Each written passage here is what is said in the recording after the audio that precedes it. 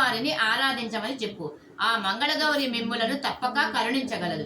ఆమె దయా దాక్షిణ్యాల వలన మీకు పుత్ర సంతానము కలుగగలదు అని చెప్పి జంగమ రూపధారి అయిన ఆ పరమేశ్వరుడు అంతర్ధానమయ్యాడు. జయపాలుని భార్య విషయమంతా భర్తకు విన్నవించింది. అంతట జయపాలుడు నీలి వస్త్రధారి అయి నీలి పట్టు పీతాంబరాలు ధరించి ఆ సన్యాసి చెప్పిన ప్రకారము నీలిరంగు గుర్రముపై తూర్పు దిక్కగా పయనించి అశ్వము ఆగిన చోట దిగాడు. కొంతసేపు వెతకగా ఆ భూమేశునికి భూమిలో బంగారు దేవాలయం కనిపించింది. మంగళప్రదమైన ఆ మణిమయ బంగారు ఆలయంలో మంగళగౌరీదేవి విగ్రహము కనిపించింది. అత్యంత భక్తి శ్రద్ధలతో నియమనిష్టలతో మంగళగౌరీదేవిని పూజించాడు. 3 రోజులు ఏకాగ్ర చిత్తంతో మంగళగౌరిని ఆరాధించగా గౌరీదేవి ప్రత్యక్షమైంది. జయపాల, నీ భక్తి శ్రద్ధలు నన్ను ముగ్ధురాల్ని గావించాయి. అత్యంత సంతుష్టిరాలినయ్యాను. నీకు వైధవ్యము గల కుమార్తె కావలనా లేక అల్పాయుష్కుడైన కుమారుడు కావలనా కోరుకొనుము.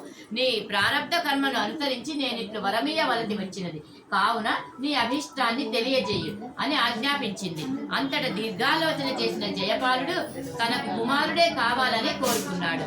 అంతట దేవి, జయపాల, ఆ కనిపిస్తున్న చెట్టు కాయను అచ్చటనున్న గణపతి బొడ్డున కాలు మోపి ఒక కాయను కోసుకుని వెళ్ళి నీ భార్యకిచ్చి తినమని చెప్పు.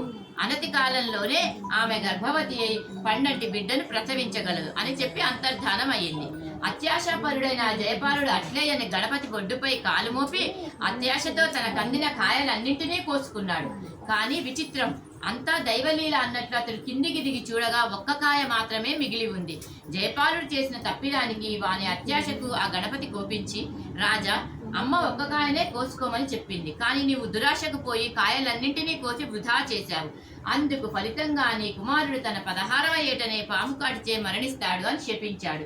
జయపాలుని దురాశ దుఃఖాన్ని చేటును మిగిల్చింది. బాధాతప్త హృదయుడై తను చేసిన తప్పిదానికి చింతిస్తూ ఇంటిదారి పట్టాడు. అనతి కాలంలో జయపాలునికి మగబిడ్డ జన్మించాడు. 16 కళలతో అత్యంత అపురూప సౌందర్యుడైన అతడు క్రమంగా పెరిగి పెద్దవాడయ్యాడు. కుమారుడు యుక్త వయస్కుడు అయ్యేసరికి అతనికి పెళ్లి చేయాలనే తలంపుతో రాణి జయపాలునితో, నాథ, మన కుమారునికి పెళ్లి వయసు వచ్చింది, అతనికి చక్కని చుక్కను తెచ్చి పెళ్లి చేయాలి అని తన అభిప్రాయాన్ని వెలిబుచ్చింది. అంతట జయపాలుడు, దేవి, మన కులాచారం ప్రకారము కుమారుడు కాశీకి పోయి రావలేను కదా, కావున అతడు కాశీకి పోయి మృత్యుంజయుడిని సేవించి తిరిగి వచ్చిన తర్వాత చేద్దాం అన్నాడు. ఒక మంచి రోజున పిల్లవాని మేనమామ తోడించి కుమారుణ్ణి కాశీ పంపించారు. అల్లుడు, మేనమామ మార్గమధ్యంలో ఒక రాజుగారి ఉద్యానవనంలో విశ్రాంతి తీసుకున్నారు. ఆ తోటలో ఆ దేశ యువరాణి తన చెలికత్తెలతో విహారానికి వచ్చింది. ఉద్యానవనంలో ఆటలాడుకుంటున్న యువరాణికి చెలికత్తెలకు గొడవ జరిగి వాగ్వివాదానికి దిగారు. ఇంతలో ఒక చెలికత్తె రాకుమార్తెను రెండా ముండా అని తిట్టింది. రాకుమార్తె వారితో, నన్ను ఆ విధంగా తిట్టకండి, మా అమ్మ మంగళగౌరి వ్రతాన్ని నోచుకున్నది, నాకు వాయనం ఇవ్వనున్నది, నాచే కూడా ఆ వ్రతాన్ని చేయిస్తుంది, మా ఇంట అలాంటి వారు ఎవరూ లేరు, మీరు నన్ను తిట్టడం భావ్యం కాదు అని చెప్పింది. ఆ మాటలు విన్న పిల్లవాని మేనమామ ఎలాగైనా సరే ఈ రాకుమార్తెతో తన మేనల్లుడికి వివాహం చేయదలిచాడు. కారణము, ఆ యువరాణి మంగళగౌరి వ్రతం చేయబోతుంది. మంగళగౌరి వ్రతం చేసేవారు సౌభాగ్య సంపదలతో వర్ధిల్లుతారు కదా, ఈ విధంగా మేనల్లుడు దీర్ఘాయుష్మాన్వంతుడు కాగలడు అని అనుకున్నాడు. అక్కడే ఉద్యానవనంలో ఉన్న అమ్మవారి గుడిలో పూజలు చేస్తున్న యువరాణి తండ్రి అయిన మహారాజును చాటు నుండి గమనించాడు. రాజు పూజ చేస్తూ అమ్మవారితో, తల్లి, నిన్నే నమ్ముకొని నా కుమార్తెకు వివాహం తలపెట్టాను, బంధువులందరూ వచ్చారు, కాలం సమీపించింది, ఇప్పుడేమో మగపెళ్లి వారు రాలేమో అని కబురు పంపారు, ఇప్పుడు నేనేం చేయాలి, నా పరువు మర్యాదలు ఏం కావాలి అని ఆ తల్లితో చెప్పుకొని విలపించసాగాడు. ఇదంతా విగ్రహం వెనుక నుండి గమనిస్తున్న మేనమామ, రాజా, దిగులు పడకు, క్షయవ్యాధి గ్రస్తునితో నీ కుమార్తెకు పెళ్లి చేయాలనుకున్నావు, అందుచేతనే పెళ్లివారు రాలేమని కబురు పంపారు, ఇప్పటికైనా మించిపోయింది లేదు, ఇదంతా దైవ సంకల్పం. ఈ ఉద్యానవనమందే నీ కుమార్తెకి తగిన వరుడు ఉన్నాడు, అతని పేరు శివయ్య, వరప్రసాదం వల్ల జన్మించాడు, అతడు సద్గుణాల సంపన్నుడు, కావున నీ కుమార్తెను అతనికిచ్చి వివాహం జరిపించు, అంతా సవ్యంగా జరుగుతుంది అని పలికాడు.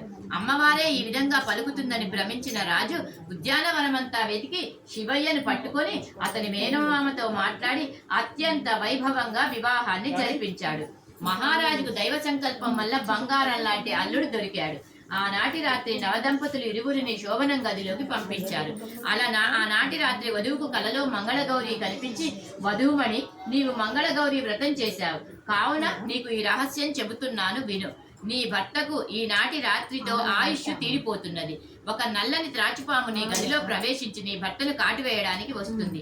నీవు ఆ సమయం వరకు నిరీక్షించి ఆ నల్ల త్రాచుకు ఎదురుగా ఒక పాల గిన్నెను ఉంచు. పాలు త్రాగడానికై ఆ పాము అందులోకి దూరుతుంది.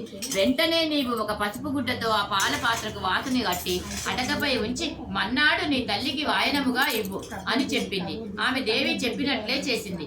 అప్పటికే అర్ధరాత్రి దాటినందున కళ్ళు తెరిచి చూసిన వధువుకు నల్లని నాగుపాము భర్త పడుకున్న వైపు రావడం చూసింది. పాలగిన్నెను దాని ముందుకు తోసింది. ఆ నల్లతాజు పాలు తాగామని పాల పాత్రలోకి ప్రవేశించింది. అంతే. యువరాణి ఒక పసుపు గుడ్డతో దాని మూతిని గట్టిగా బిగించి అటకపై ఉంచింది. యథాప్రకారం నిద్రపోయింది. ఇక తెల్లవారుజామున నిద్రలేచిన శివయ్య చెబితే కాశీకి వెళ్ళనివ్వరని తలచి ఎవరితో చెప్పకుండా మేనమామతో కలిసి కాశీకి వెళ్ళిపోయాడు. కానీ ఆ తొందరలో తన ఉంగరాన్ని పక్క మీదే ఉంచి మరిచిపోయాడు. యువరానికి ఆ ఉంగరమే సాక్ష్యమయ్యింది. తెల్లవారిన తర్వాత శివయ్య కనబడకపోతే తన భక్తురాలు అభాస పాలవుతుందని గ్రహించిన సాక్షాత్తు ఆ పరమేశ్వరుడే శివయ్య రూపంలో సంచరించసాగాడు. ఎవరికీ ఏ విధమైన అనుమానము కలగలేదు. గౌరీదేవి చెప్పినట్లు మర్నాడు ఆ పాత్రను తల్లికి వాయనముగా ఇచ్చింది. పాత్రను తెరిచి చూసిన తల్లికి అందులో మంచి ముత్యాలహారము ఉండుటను గమనించి మరలా దానిని కూతురు